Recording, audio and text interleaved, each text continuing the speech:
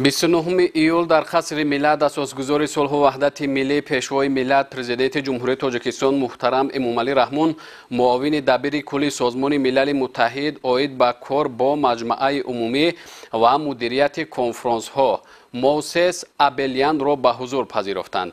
дар мулоқот масоили ҳамкории гуногун ҷанбаи Тоҷикистон бо Созмони Милали Муттаҳид аз ҷумла атрофи мавзӯъҳои обу иқлим баррасӣ шуд.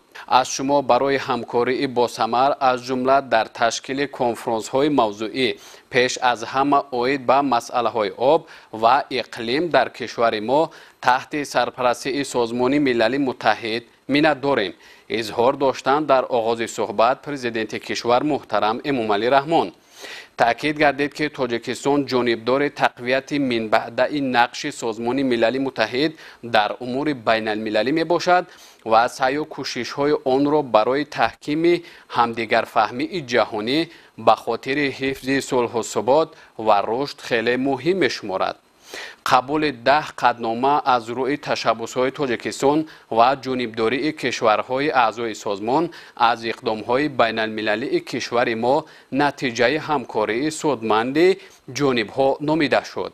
ҷонибҳо зимни мулоқот оид ба пешбурди минбаъдаи раванди оби душанбе ва соли 2028 дар пойтахти Тоҷикистон баргузор кардани конфронси Созмони Милали Муттаҳид оид ба захираҳои об ва дар чорчӯби он баррасии ниҳоии ҳамаҷонибаи иҷрои ҳадафҳои 10-солаи байналмилалии амал об барои рушди устувор солҳои 2018-2028 табодули андеша карданд.